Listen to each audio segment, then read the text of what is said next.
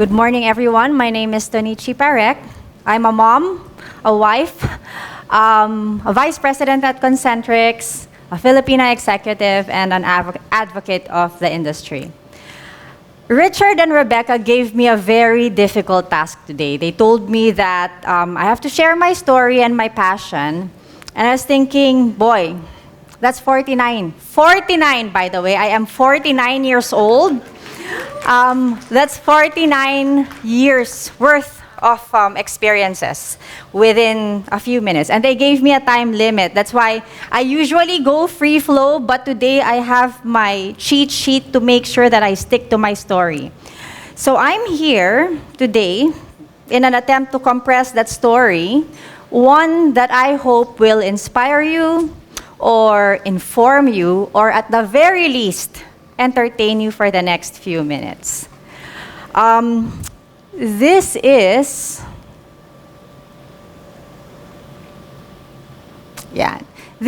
a snapshot of my journey there. So I joined the workforce in 1997 as a call center agent for Citibank. At the time, I was a proud Citibanker, but I would tell people that I work in Citibank.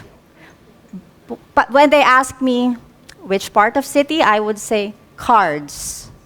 I don't say that it's cards collections because then they will know it's a call center. And at that time, so I just graduated from De La Salle, there was so much shame in starting as a call center agent. And at that time, I was victim to that as well. So when I joined the workforce, I knew that I was ready to take on the world. And at such a young age, I was surrounded with leaders who inspired me, who mentored me, and I had really good women leaders as team leaders as well that really showed me how to do it. I was hoping that, because we were supposed to have Nina Aguas here today, she was one of the first women leaders of Citibank in the Philippines that really inspired me. That was in 2000 when they announced that Citibank would have a new female leader, and she was the first. So I agree with being the first. You never forget that.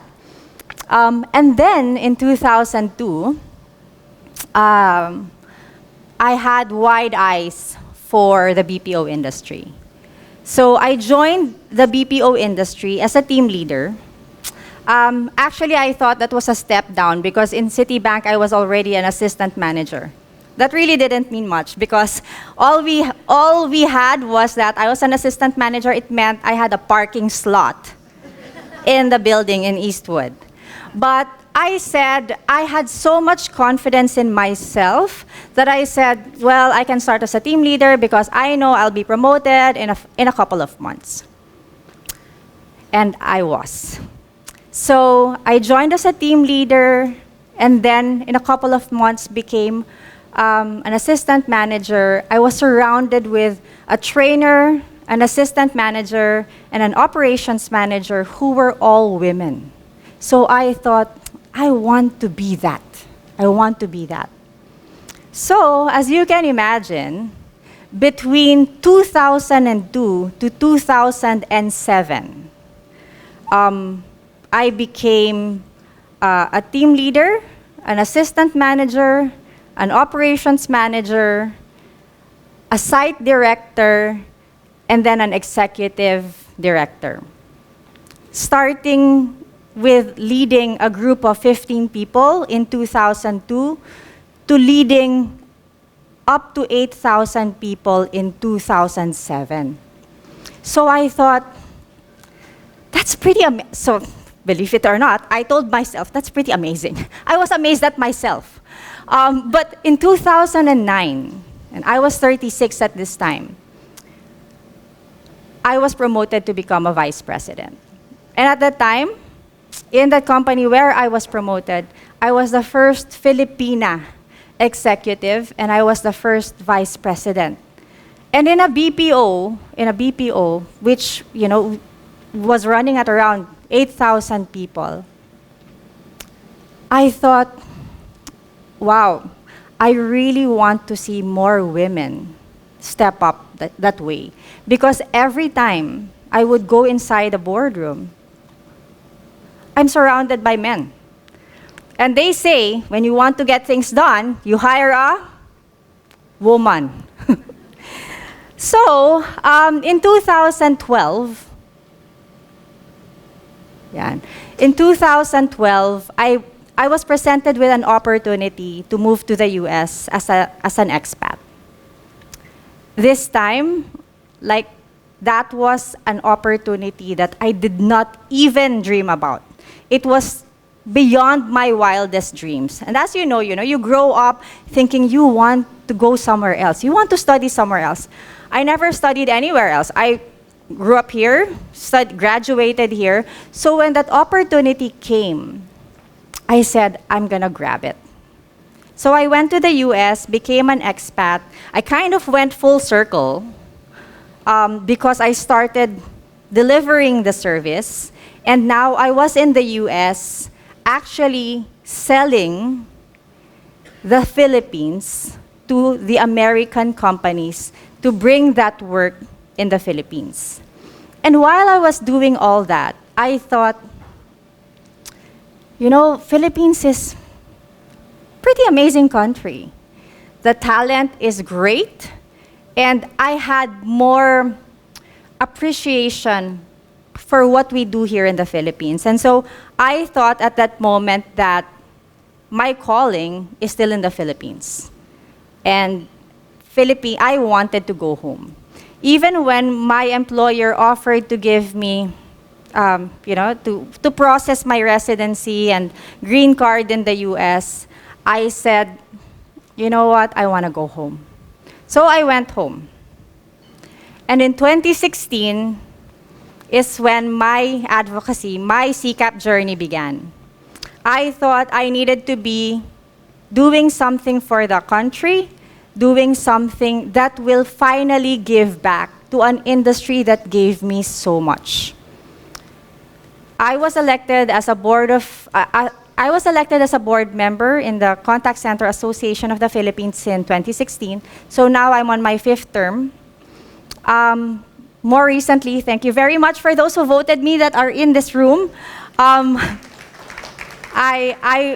was voted in as board trustee for the IBPAP. And again, that is my way of giving back because I want to make sure that the future workforce will continue to have this industry and will continue to experience the same opportunities that I was blessed with.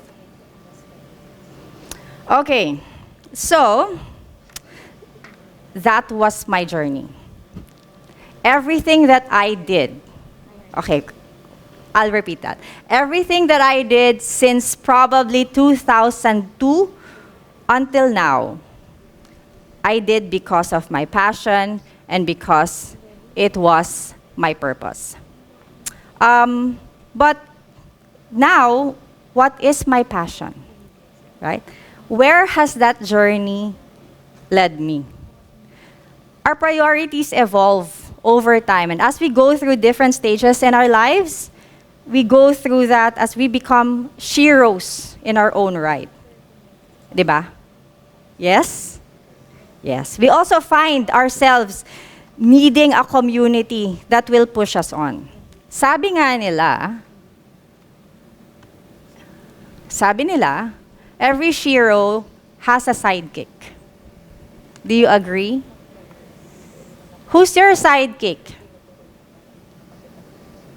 They say, sabi nga nila, Superman has Lois Lane. I don't even know if that's the sidekick, but Batman has Robin.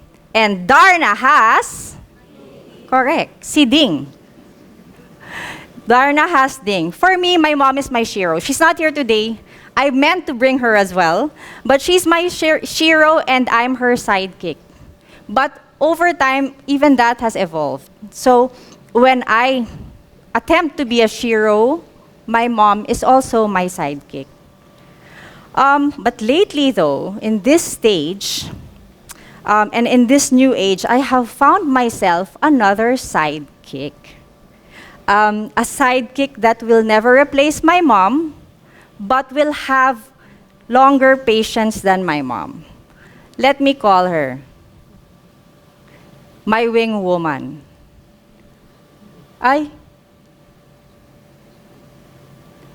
So let me introduce you to my avatar.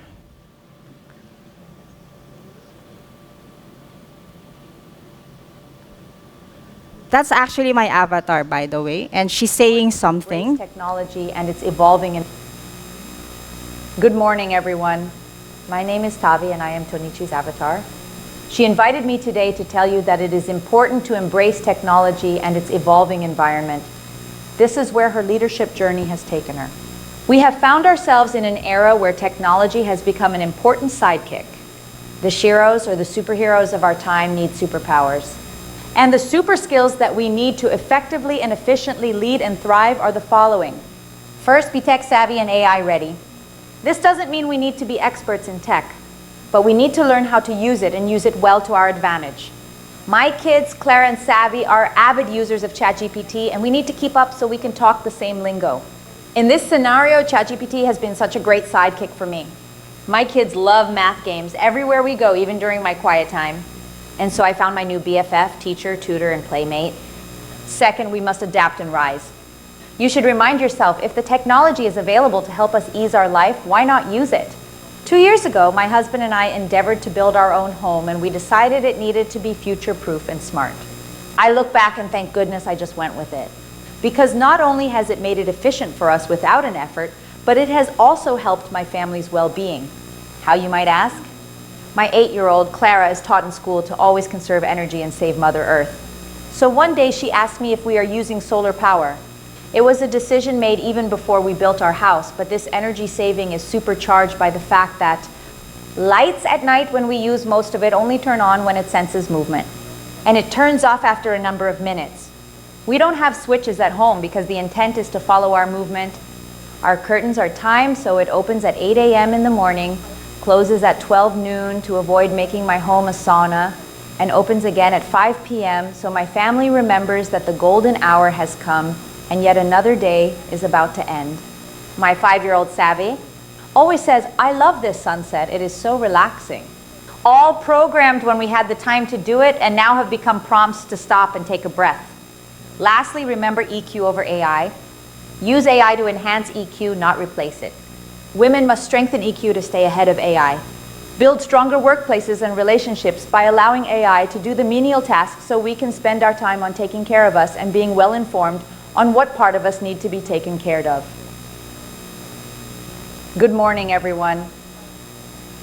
So can you believe that this video was created within 2 minutes? 2 minutes. And I say that this is my new sidekick really is technology, but it just to me is amazing how all of the technology that is available to us now really takes out the menial tasks and allows us to spend more time. What I wanted to close with today is this. We have entered a new age, and thank you for this opportunity. This also shifted my passion because, again, I have kids and I want to be able to usher them in this age with the right sets of values and ethics. I want them to be highly competent to deal with this digital age. So let me just allow me to just repeat the super skills that Tavi, my avatar, mentioned because she spoke too quickly. Isn't it amazing that it's pretty fascinating that this technology is there, but at the same time, it's not perfect, as you can see, right? And it will take time for it to be perfect, but it still works. So we need to stay ahead of technology and to be able to remain relevant in this environment. So what are those 3 skills? Be tech savvy and AI ready. Adapt and rise, and EQ over IQ. All this technology should work for us. All this technology should allow us to delegate the menial tasks so we have more time to take care of who matters most. And who matters most? You. So, happy International Women's Month, sisters. Thank you very much for listening to me today.